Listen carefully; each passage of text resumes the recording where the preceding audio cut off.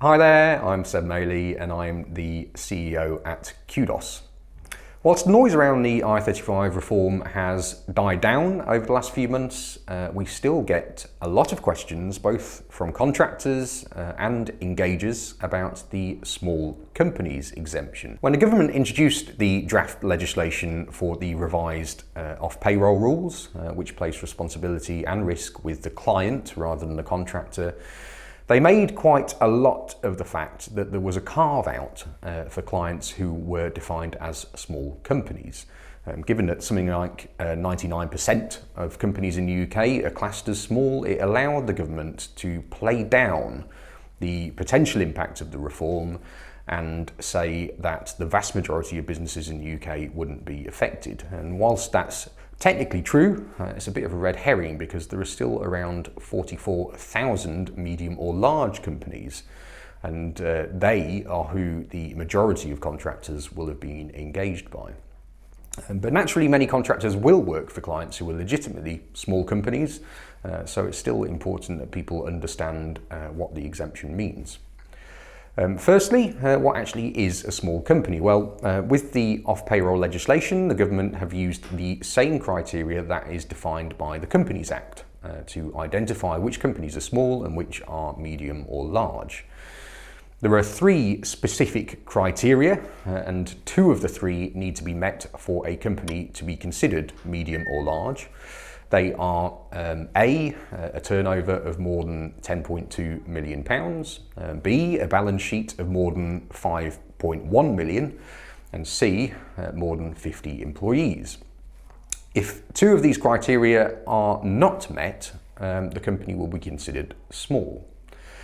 If a contractor is working for a small company, then the reformed IR35 rules will not apply. This doesn't mean, however, that there is no risk, because the old IR35 rules still exist and they will govern any engagements where the client is small. This means that the contractor has the responsibility for determining their status, and they will hold liability if that status is ever challenged by HMRC. It is therefore important for contractors to find out what size any potential client is, so they can ensure that the correct process is followed and that they've taken due diligence themselves if necessary. It is obviously possible that clients may change size over time and potentially during a contractor's engagement with them. There's a bit of a grace period for companies who are moving into a different category, which people should be aware of. If, for instance, a company has been classed as small, but then hits two of those criteria for being considered a medium company, those two criteria have to be met for 2 consecutive financial years before the change formally takes effect. In terms of applying the reformed IR35 rules, this will take effect from the start of the tax year after the accounts filing date of the second consecutive year. Confusing, isn't it? Let's say a company has a year end of the 31st of December.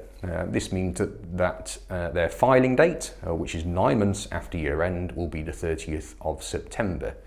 The company was small in 2020, but in 2021, their turnover exceeded £10.2 million and they had more than 50 employees.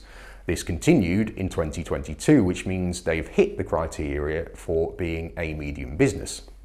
Now, the filing date for their 2022 accounts will be the 30th of September 2023, which means that they won't have to start applying the rules until the start of the next tax year, which would be the 6th of April 2024. As I said, it's a little confusing, and we've got some guidance on our website if you need to revisit the detail. We also get questions about small companies that are part of a larger group. It's obviously possible that a subsidiary is classed as small, and that's the one that engages contractors, but is part of a business which is medium or large. In cases like this, the rules look at the aggregate position of a group.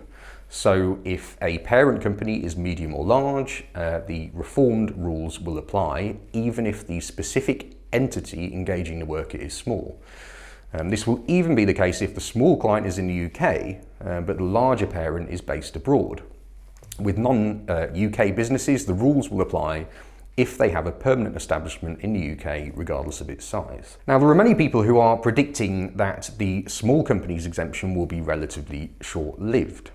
As I mentioned earlier, it allowed the government to play down the reform's impact, but perhaps it doesn't make sense for them to run two variants of the legislation in the long run. There's been no official sign of anything changing yet, but don't be too surprised if at some point in the future they roll the reformed rules out to all businesses regardless of size. I hope you found that helpful. If you have any specific or detailed questions, please get in touch with our team who will be more than happy to assist.